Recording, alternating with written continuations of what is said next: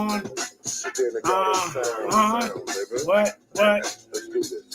Yo, welcome.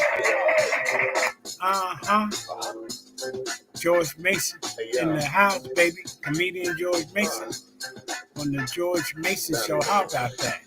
Come on. I want to talk to you tonight about a couple of things. I got some things on the agenda, that I would like to talk about. Get off my chest, if you will. You know, and give a round of applause for that beat. And I don't own the rights to any music or anything. You know, get that clear, straighten that out, get that out the way. It's my man No Sedan, the God of Sound. Some new joints and stuff, and that shit is hot. It's fire, as they say. No doubt. But yes, it's interesting. It's been cold here in New York. I'm in New York City, and the Big Apple, as they call it. And we're supposed to have some snow tonight. It's all good. It's winter time. What do you expect? It's going to be cold. It's going to snow. But it's like that. But yeah, I see some new developments and jumping off. When I say jump, first of all, let's say rest in peace, Irv Gotti. Irv passed away, and it's unfortunate, you know, and it just humbles us. It humbles me. I'll speak for myself. When somebody who's famous, and notoriety, has money and stuff, they pass away, it makes your existence. It tells you, like, it's only a matter of time. Basically, you don't know your time when your time is up, but we're living on borrowed time anyway. All of us, from day to day. So enjoy yourself as much as you can, as best as you can. That's why I don't understand why haters are who they are, and what purpose they serve. Because they got to check up out of here too, huh? The haters are leaving, so why hate? But the jealousy thing, and it's just crazy. But I guess people have to do something. I don't know. And I look at all these brothers and sisters, man, that got money and got fame and notoriety, man. Just stay in your lane, do your thing, and don't wet it. Don't worry about what another person is doing. It shouldn't, bother you, but it seems to, unfortunately, as I said. But yeah, and I looked at this. You see what Kanye, uh, Yeezy, right, is doing now. He's talking to Trump, trying to get a pass for Puffy. Listen, it might work. He's a felon himself, so he definitely can relate to what's going on. Trump, right? Number 47. So yeah, yeah, he's putting his bid in for Puffy. At least he's stepping up to the plate. You know, Puffy can't say nobody came to his defense to try to do anything for him. You got the brothers trying to, because listen, Trump let all them cats out from January 6th that stormed the Capitol. So hey, you never know, you never know. So yeah, Yeezy putting his bid in, and I thought that was interesting. And I got this thing here. Oh, you know what? There's always been a big debate, or not even so much a big debate, as far as to who started hip hop. What borough and when. And Alexa, who started hip hop? Cool DJ Herc is credited with creating hip-hop music in the mid-1970s, originating in the Bronx, New York City. Alexa, thank you. You are so very welcome. Hope you're enjoying your weekend. And so it's been credited to the Bronx, Cool Herc. Uh, so I ran across something, I'm always on the computer googling and doing research, such and so on. And I stumbled across this thing from the Bronx, not the Bronx, brothers from the 40s. And I thought it was just like, I'm like, whoa, this is deep. I knew there was a DJ back in the day called Jabo, right? Jabo, he was from the 50s and the 60s, and he used to rap and rap himself on and off and stuff like that. But yeah, I stumbled upon that. I'm going to play this.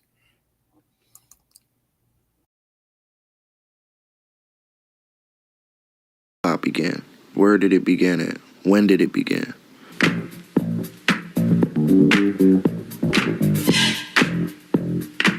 People are going to tell you, and the information you're going to find, the common consensus is the hip-hop began in the late 70s and the early 80s in New York.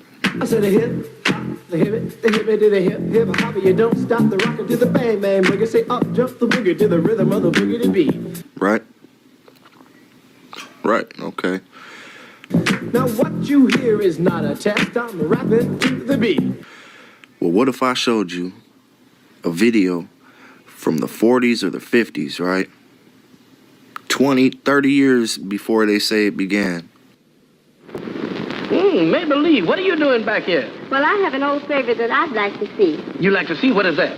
Brother Bill with the Jubilees. Oh, Brother Bill with the Jubilees. Of some cats with guns in their video. They got dollar signs on their outfit. Man, even some occult Illuminati type stuff going on. No quicker said than done.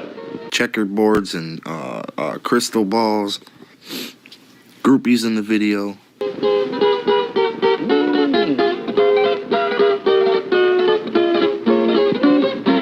One of the cats looks like Nelly. Brother Bill went hunting in the woods in eastern Maine. The reason why we went up there, we thought we could catch some game. Mean Brother Bill went hunting way in the middle of the night. We shot at something like a grizzly bear, and the doggone thing turned white. Hey, say, look, you don't want my problems, I just got my titties done. Yeah. This a C cup, I got 100 on the gun. Oh, without that gun, and the way I run. Brother Bill said, boy, what's the matter with you? Had he known like me, he'd run some too. I run so fast, they say, they couldn't catch me all day. The way I run across that field, they couldn't catch me with the automobile.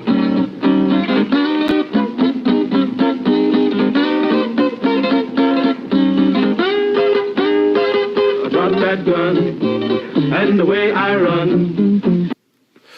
Beatboxing even. One of them's beatboxing. Man, they got swagger to them, and I'm gonna show you. Brother Bill said, boy, what's the matter with you? Had he known like me, he'd run some too. I run so fast, they say, they couldn't catch me all day. I'm gonna show you that these guys in the 40s and the 50s were real hip-hop. Real deal hip-hop. Come on, brothers, if you want to hear a story about that preacher and the bear. Gather round, boys. I don't want you to miss none of this here story, because it goes like this. Man, I'm gonna put some drums to this just to show you. Don't make me sample it right now. Brother, give me that only time, religion, brother, that only time, religion. Why don't you give me that only time, religion, brother, it's good enough for me, my Lord, that only time, religion, brother, that only time, religion. Why don't you give me that only time, religion, brother, it's good enough for me, my Lord, that only time, religion, brother, that only time, religion. Why don't you give me that only time, religion, brother, it's good enough for me, my Lord, that. They got the rhythm of hip-hop. They're harmonizing like Bone Thugs and Harmony. Man, they're stepping in and out. Everybody's got a verse. They're rhyming. Religion, brother, that's the only time. Why don't you brother, that's the only time. Religion, brother, it's good enough for me. Yes, yes. Only time, religion, brother, that's the only time. Why don't you brother, that's the only time. Religion, brother, it's good enough for me. My Lord, that's the only time. Religion, brother, that's the only time. Why don't you give me that old time religion, brother? It's good enough for me. Yes, then the bear reached out to give the Reverend a hug like you would hug a long-lost friend. But old Reverend put on that disappearing act. He went splitting through the wind. Old Reverend went to running like an old hound dog, trying to overtake a hare. He went home at the bed and took 6 naps before his shadow got there. I just thought it was funny. I wanted y'all to check that out. Tell me what you think. Do you think that it all began in 1979? The Sugar Hill Gang and them? Is this where it began? I don't know. I don't know. Why don't you give me that old time?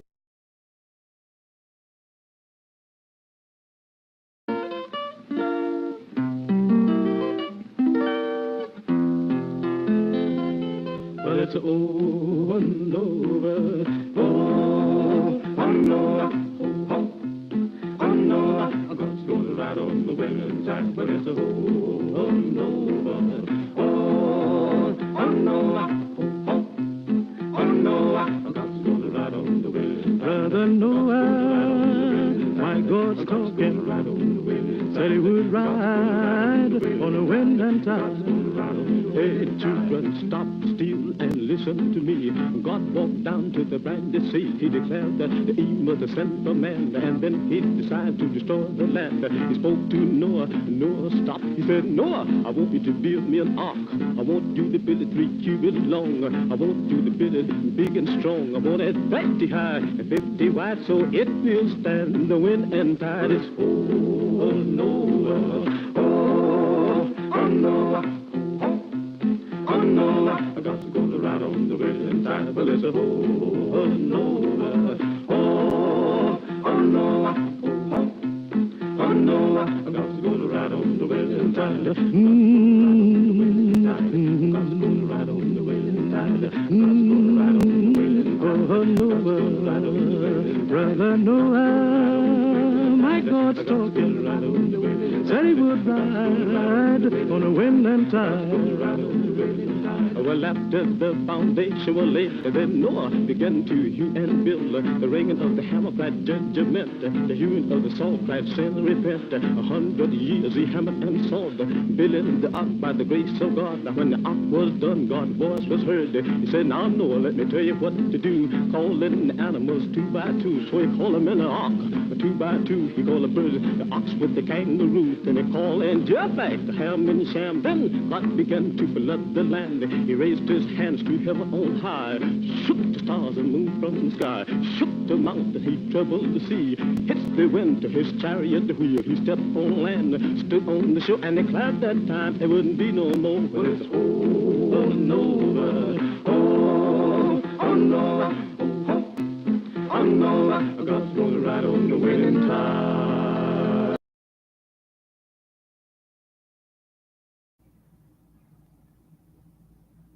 Wow. Wow. Yo, that's back from the 40s, 1940s, huh? I mean, it's interesting. Like I said, it blew my mind. It took me back because, just I didn't know, it said rap started in 79.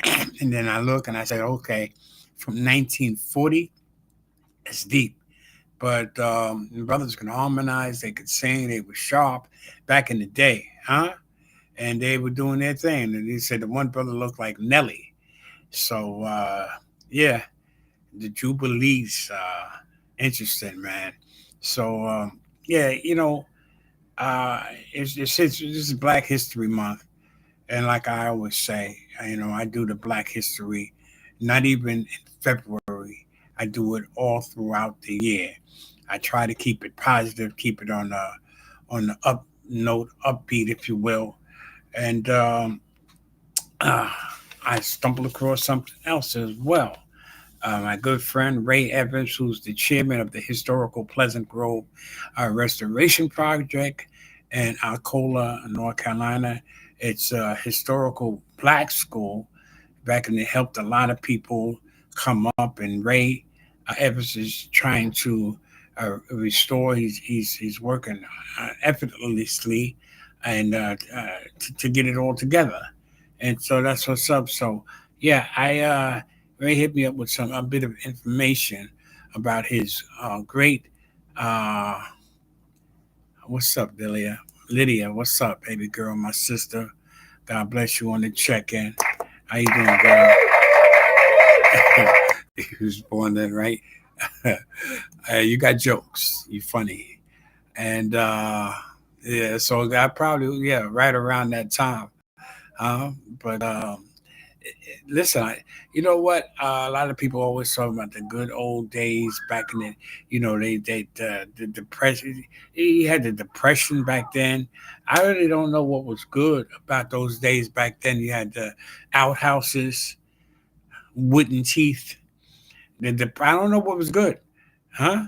You know, but hey, it is what it is, as they say.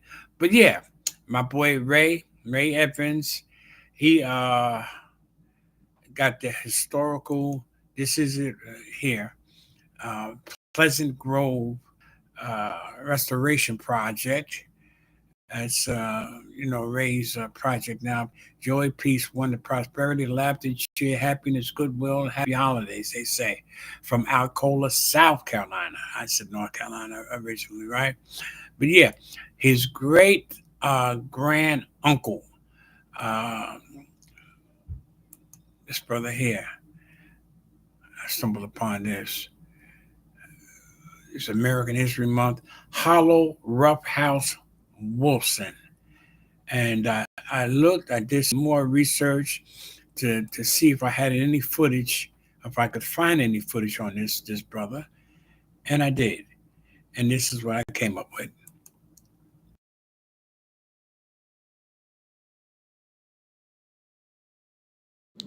Look for the documentary of Howard Roughhouse Wilson, alumni of Pleasant Grove Elementary School and son of Alcalute, South Carolina.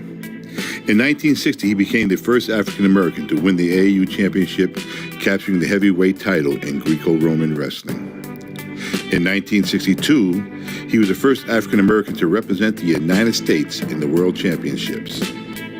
He spent 21 years in the United States Navy, representing the United States Navy wrestling team all over the world. In 2018, I had the opportunity to interview his sister Martha in Philadelphia, Pennsylvania. Here is just a little bit about the interview. There's 8 brothers and 7 sisters. Oh, 7 sisters. And 8 brothers.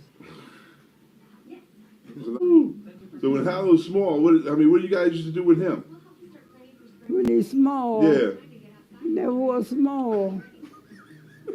Howard. Yeah. He never was small. Was he big all the time, Mama? Howard Wilson is just one of many students to do many great things in this world, and who was educated at the Pleasant Grove Elementary School. I would like to thank his sister Martha for allowing us to hear about this great man, and stay tuned in the future to hear the full interview on Howard Roughhouse Wilson. I'm hoping to see many of the alumni and descendants of the alumni of Pleasant Grove School in Alcalute, South Carolina on November 11, 2023. The history continues.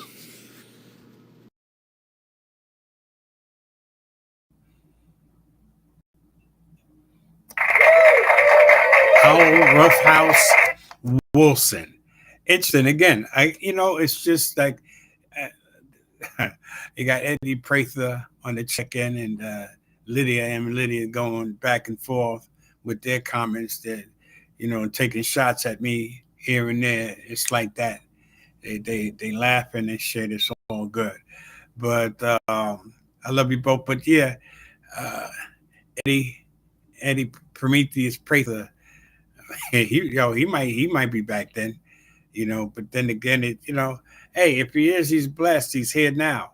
That's what it's all about. And so rap started, not rap, that was hip hop. Those brothers from the 40s, huh? And Hollow Roughhouse Wilson. It's amazing. And like I said, I don't do just the Black history, it's February, whatever. We do positivity all day, all the time, it's all good. I'm reading some of their comments. You know, they both got jokes. Yeah, Eddie said he was only two, and Lydia said, yeah, we was. Uh, and they said, you sure both of y'all wasn't, born back then? Uh, hey, what if I was? You know, so it's all good. I still got my memory. I'm still, the Alzheimer kicks in a little bit. It's mild. I see it coming though. I do see that. I be forgetting shit, man. I fucked up and fucked my number up and missed my number. I'm telling you. Yeah. But can't be doing that all the time, for real. But you know, like I said, I'm gonna talk about some shows I got coming up, future shows. Uh for February. We got coming down the pipe. We had Bonnie Chambers scheduled and rescheduled her and her daughter. Lydia says, you be old as hell. Uh, Lydia, I think you might be older than me, you know, in a lot of ways. But it's all good. Ken Roper on the check-in. Welcome, Queen. God bless you, Ken. That's what's up. You maybe Lydia, you got jokes for sure. But yeah, I got Lady Miz coming down the pipe. Because she's got some new music uh, that she wants to showcase and highlight. And I listened to some of it. It is incredible. I'm talking about straight fire. You know, she's very talented, and her hustle is just incredible. Her hustle game is tight. If I had a female in my corner with a third hustle as her, you know, who knows? Who knows? But I get these females and they wanna, all you wanna do is read and write. You ain't wanna take no pictures of me and put it up on the ground. That's not what it's all about. The gram. You know what I'm saying? It's like you want to take pictures all day, you know, that type of shit. And yeah, but Lady Miz has got her own uh, business. She's got about the potato chips. She's publishing the books, writing the books, writing music. She's writing music for other people. The way she broke it down to me, she said, "You know what, George? Hey, we're living one life. I want to do it all. Now, get it all out." And I understand that, and she's right along those lines. That's what's up. So yeah, I checked out, as I said, some of her music. I gotta get her permission to see if it's cool to upload it when we do our interview, when we do our thing. But I listened to like the videos and stuff was like, whoa, it's actually mind blowing. It's so conscious, so positive. It's mind blowing in the sense that she's a young black woman, and her state of mind is where it's at. Revolutionary type stuff, like along like Maya Angelou, Angela Davis, and but what she's saying, very prolific. Like with the Clientele brothers, how prolific that those brothers are. La Picasso, very prolific. Catsman, Sedan, the God of Sound, very prolific. And she's on that in that vein. She's just like I say, it's mind blowing. It really is. It's refreshing as well.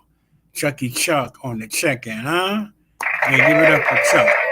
No doubt. It's my man, promoter, producer extraordinaire. That's what's up. Chucky Chuck, huh? On the hizzle. And yeah, Chuck and I go way back. I know him as Lamont. Yeah, I thought for a minute, I ain't gonna front, I really did. I didn't know if he was, like in the witness protection program and had another identity and shit like that. But Chucky Chuck, I understand who Chucky Chuck is now. He's a stone cold hustler, like Lady Miss. These are hustlers for sure, for sure. You know, and he got that Harlem night in him. He's a Harlem night for sure. But he came to Queens and became a part of the Rappermatic Five.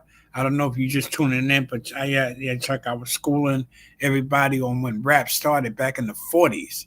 These smooth ass brothers, man, was doing their thing back then, rapping and shit. But I guess, they gave the credit to the Bronx and that's where it's at now. But yeah, we got Springfield Day coming up. So I tuned in to the AMF show, uh, Almighty Force Brothers. They doing their thing, Hoop Bars and Hoops, and he was on there with DJ Divine. They're talking about for June 28th, Springfield Day, where you're gonna have everybody out there. I know we had Melissa Morgan a couple of years ago, and did her thing. DJ Red Alert. You never know who's gonna be on, who's gonna pop up. And Chuck would advertise it, and you got funny. My man, good friend of mine, Lenny Varner, though. Give it up for Lenny. He's out of Cali now doing his thing, and Lenny's gonna come in and do a set. He might co-host. I'm co-hosting him. Chuck said it was Van Silk, but Chuck changes the schedule minute by minute. He's like the president. You never know what the president's going to be. They change the president's schedule every 5-10 minutes or whatever. So, I'm supposed to be co-hosting with Lenny at first, and now then with Van Silk. Van Silk is that dude. He's that man. He's a true saurian, he calls himself, which he is. He knows more about the hip hop game than these so-called pioneers or whatever, and that's what Van is. He's a pioneer. He's an icon. He's a legend. And the brother is on point. So I would, love sharing that honor with him. For all the festivities, and let me do a little bit of my thing. When I really get going, stretch out on that stage, it's I ain't no joke, no doubt. Chuck says I definitely will be hosting the show, no doubt, which is I'm already preparing for it. I got stuff and whatever, but the main thing about a great host, a good host, you keep the show moving, and that's what I will be doing, and I don't know what time it jumps off, maybe from 12, and I don't know how long the permit is and stuff like that. Chuck will clear all that up. He's coming back on as well, along with I'll have Lady Miss. I have a schedule for the 19th, so look out for that. And hear some of this incredible, phenomenal music. And I know Lady Miss will be on the Springfield Day show as well. And she'll be out selling her merch and doing her thing with her king. Not gonna say better half, because they both are equally skilled at what they do. But Ray from 12 to 8, Chuck says. So Ray, we call him Ray the Silent Assassin, huh? Ray's no joke. Ray's a good brother. I had him on, and he did his thing. He's behind the scenes as well with him and Lady doing their thing. But Ray's a good brother, and so they both will be there, and it's gonna be a hell of an affair for sure. And you can check Lady Miss and Ray, the Silent Assassin, on their show, on their podcast, From the Ground Up Productions. Huh? From the ground up. Their format is incredible. The fronts on their show, everything about it is just extremely on point. And they have offshoots with Lady Miss, with Hood Court, and I let her, promote and sell herself as far as to her other projects. I don't want to sell it short. I don't want to misrepresent, but she'll be here. So look out for that. She'll be here on the February 19th, and please do, because that music, it needs an ear. It needs, you know what I'm saying, to be out there because it's very conscious, it's very positive, and like I said, I listened to a lot of it. I uploaded a lot of it. I just have to, as I say, get her permission to see if, when she comes on, if I can showcase that. And it's just I don't even want to give the names of it. I don't know if that would be okay with her. As I said, I didn't talk to her or write anything along these lines. She doesn't even know I'm coming out to promote this yet. You know, this is a little early. We're at the 19th. What do we got? Roughly about close to 2 weeks on it. You know, so that's enough time, right, to get a good audience, to get good, you know, good vibes and stuff. But like I said, I can't get over the music. It's really, really phenomenal. And I want to thank everybody that tuned in on the check-in. I just came, like I said, to get the whole, you know, little rundown. I had a few things I wanted to talk about. Like I said, with Irv Gotti, to say, you know, rest in peace, our condolences. And then, you know, and 50 Cent, you know, 50 is just stepping all over, you know, like some, you know what? I don't even want to get into that because I don't even know 100% like what he said and where 50 is coming from because 50 is 50. 50 does what he does. He never got along with Irv Gotti and he said some stuff about Irv allegedly, you know, after he passed away. You know what I'm saying? He didn't compromise himself in the sense that, you know, 50 was being true to himself. You know, you got to remember, 50 got shot 9 times. So there was something behind that. They used to always say back in the day, like 50 was dry snitching and just saying whatever. You know, you had a lot of these beefs, these, you know, with Nas and Jay, with Ether, you know, with Nas came at Jay with that and Jay shot back and everybody else. You had, what's his name? From Harlem, from Uptown.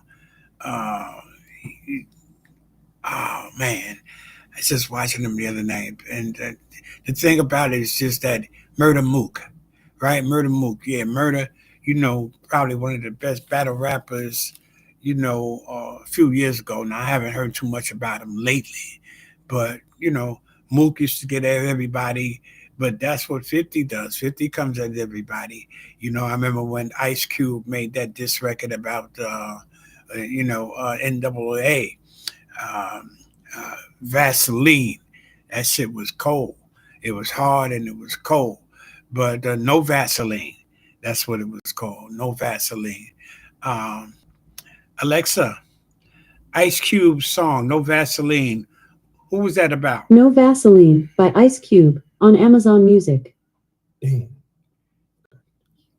Yeah, so Oh yeah. It ain't over, motherfucker. Alexa, off. And she was getting ready to play it. But yeah, so that shit was hard too. No Vaseline. And yeah, so I'm not gonna stay on too long. Like I said, I just wanted to come and just to go over some of the notes. I talked about Ray, his uncle, his great grand uncle, uh, Harlow, Roughhouse Wilson. I showed the clip there. Rap from the 40s. Uh, why girls, you know, always want to be on the gram, taking all the pictures and whatever. And I want to thank my sister, Lydia. Uh, you know, government is Delia Lopez. That's a whole nother thing. Uh, yes, we brought Ice Cube to. Yeah, I was there. We shared a locker. I was on early. You guys had me going up early. I was in the locker room, had with them, the Brand Nubians, the X Clan. Yo, it was a uh, hell of a show. I forgot, I don't know how many people we had up in the armory over there in Harlem. Yeah, we brought Ice Cube to the armory with Khalid Muhammad, and it was on Black Youth Day, and that's Khalid Abdul Muhammad. He was with the minister Louis Farrakhan. He was his national assistant, and Doc, we call him Doc. I met him when I was at the Cotton Club when I was hosting for Phyllis. I had to do my audition for Chuck for Mr. Beatty, who was the owner of the Cotton Club, who is the owner of the Cotton Club. Chuck said about between 8 to 19,000. There's a lot of people up there.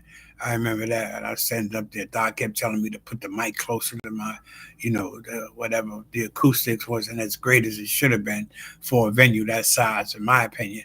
And but it still was. It was a terrific show. It was a great show. A lot of people on the bill. You know, Q-Tip. What is that? That the Brand Nubians, or is that uh, the other? What was that other group? Not the X Clan. They did their thing as well. But yeah, so it was a lot of performers out there. Chuck put that on. Chuck used to have a lot of stuff uh, around the Cotton Club, like with Phyllis Yvonne Stickney. Phyllis, we had so many people coming in on a weekly basis. Jim Brown came through one day. I was like, oh shit. When I seen Jim come through the door, I was like, damn, that was like my idol. I played football, and it was just incredible, man. Had uh Al Sharpton. Did Al Sharpton's 39th birthday. I host that. It was fucking when that's when Al was big and had the process, the James Brown look. Yeah, Chuck says his Brand Nubians. Yeah, with Ice with Q-Tip. Yeah, so we had everybody up in there. We rocked it. I did our thing. I said, yeah, so Chuck has been promoting and doing shows for a minute. We were up in Sugar Hill, a club called Nefertiti's, up right there on the hill, actually. What was that, 155th, I think it was. And Lenny Varnado was up there, rocked it, did his thing. Lenny was he's a crazy dude, man, but he's funny. He's funny as hell. And Lenny and I have done a lot of shows as well on the outside of that. Lenny had came up at the time. He did. I don't know if I can do him any justice with this, but he had just came from he said, yo, I'm fucking pissed off, man. This thing is fucked up. I just came from the gay parade, and man, he said it was over 20,000 faggots out there, and not one of them asked to suck my dick.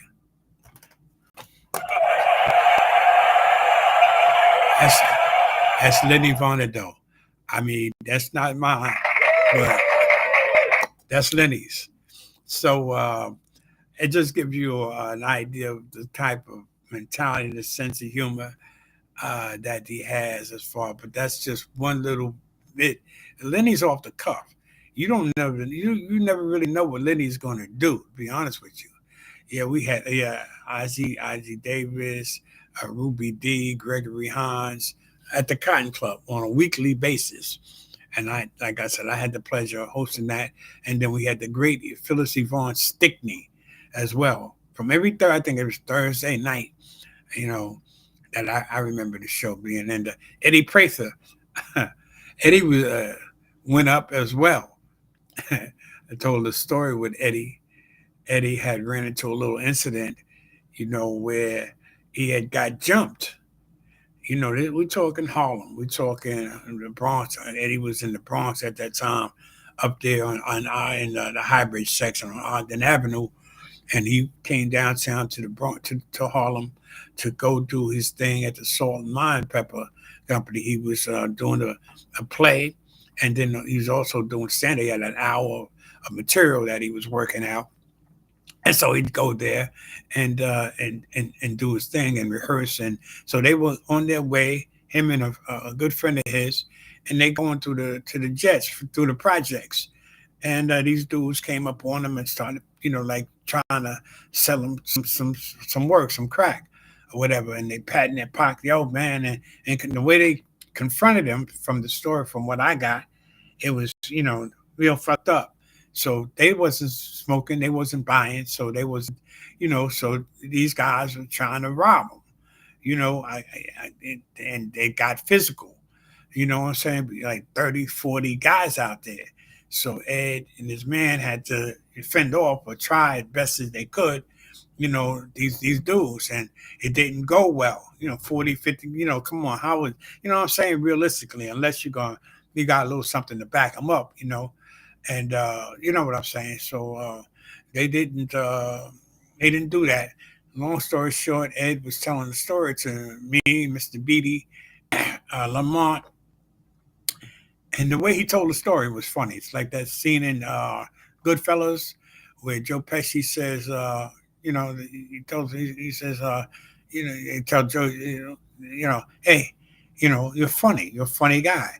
He said, what do you mean funny? He said, the way you tell a story is funny.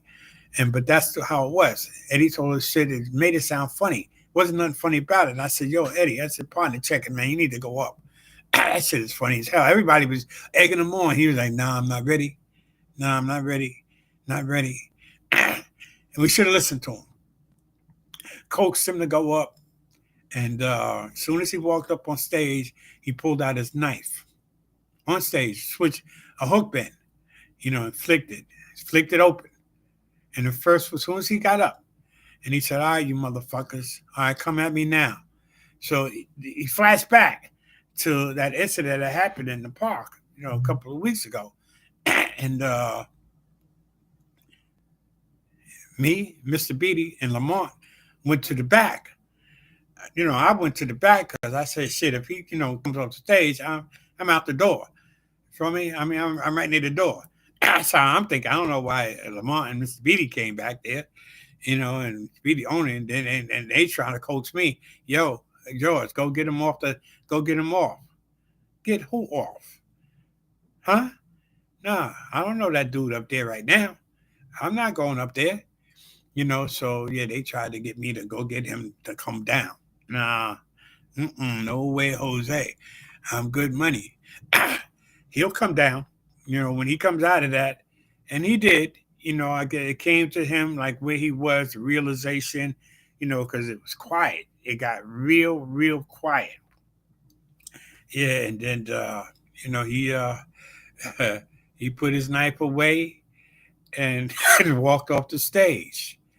Okay? So, yeah, listen, it's Uptown's Harlem. That's how that shit went down. So the Cotton Club, on a weekly basis, we didn't have that kind of stuff happen all the time. But we had the real, celebs, and Sharpton was there on the regular. C. Vernon Mason and his partner Vernon, they were there every week, on a regular, and hell of a thing. So yeah, Chuck has been in the game for a minute, the promotional game, the doing this thing with the Springfield Day, and it's good for the community. Springfield Day, the kids come out. It's good, pure, clean fun. It's like old school back in the day. You know what I'm saying? You don't have to come out and worry about any riffraff or anything along those lines. You got vendors there, and the entertainment is just good, clean, solid fun, man. And I was having such a good time the first time I went. I didn't want to leave, early or whatever, to miss anything after I did my little performance. I did my thing, and it was, I kicked it off, I set it off, and the crowd was, it's a daytime situation, and for a comedian to be out in the day, it's a different vibe with no drinks, no 2-drink minimum. They're not there to really see you or whatever. So, but I plugged away. I'm not new to this. I'm very much true to this. So I hit it, and I hit it hard, and it was good for me. And thankful to Chuck for that. Chuck brought me back. I hadn't seen Chuck in a little minute since Uptown, so it was all good. And I will be hosting this this year along with my man Van Silk. And Van, like I said, I'm gonna have Van. I'm gonna call him, and he's going through some medical problems now. He's got cancer, and he's fighting now. He's fighting hard. He's from the Bronx, and he's fighting. And I'll put it to you like that. But yo, man, God bless you. God bless you all. Don't forget, Lady Miz, February 19th And next week, I'm trying to get this brother on. Went to school with him. He's an inventor, and he's done some incredible stuff. He's a fireman, and he invented something. I don't want to give it away because he's still working with the patents to get this product, on the market because it's phenomenal. He's got some patents, I believe, but there's some other stuff that he's got to tie down. So I don't want to, like I said, give it away on that order. But his name is Vance Jordan. That's Kevin Jordan's brother. That's Kevin. We all went to the same school. We went to the same school Aailyah went to here in New York. Eric Adams and Vance was there. Kevin was there. With I think Kevin, is a year behind me, and Vance is a year ahead of me. And we were all on Bayside High School football team. During the championship years, Bayside has 7 city titles for itself, and give it up for Bayside for 7 titles for sure. And I know Eric was there for like at least I think he might have been there for 2 of them. Talking about our mayor, I know with and Davis. That was my first year there. Pierre, and, Lefty Bryant, and those cats, and Barry Barrison and Ray Ward. They did their thing, and Ronnie DiGirolamo and them cats. So yeah, it was interesting. But yeah, let me show you a little clip real quick, briefly. I did my thing. My first game on TV, Marv Albert called the game. Yeah, that's me there on the right doing my thing. I had 3 touchdowns and 2 extra points. Yes, I did. I led the city in scoring and points in 73. And Mason's PSAL King George Mason, a swift 5'6", 160-pound pound halfback, junior halfback. I wasn't a halfback at the time. I was always in the backfield, always a running back. But they transformed me into the wing back. Back then, they put me in the slot, which was okay. I still got my touches, 3 touches a game, maybe. I caught passes, and I still led the city. So, yeah, it wasn't no joke. D1 material all the way. And Nebraska, I had a choice between Nebraska and Grambling. I chose Grambling as for historical black school, which, hindsight is 20/20, as they say. But it is what it is, and that'll be for another show, another topic, or whatever. So, again, Vance Jordan, I want to have him on. I got Lady Miss looking up at my calendar if you're, trying to see what's what. I got, Lady Miss, and that's going to be a great show. I want to be here for that. I'm going to send out the invites. I'm going to check off and make sure that I'm in the house for that because it's going to be a great show. I already know. Yeah. So thank you for tuning in. Bless you all. God bless you all. Yes. As I said, I don't own the rights to the music. And enjoy the rest of your weekend. You good people. We got the Super Bowl coming on tomorrow. No doubt. And be safe. God bless you. If you love somebody, tell them you love them. Hug them. Call them. Let them know. Check on them. All right? Do a wellness check all the time. You hear me? You feel me? And you can't be in the wrong if you're doing the right thing. Persistence always overcomes resistance. So make sure you do the right thing. And God bless you. Peace.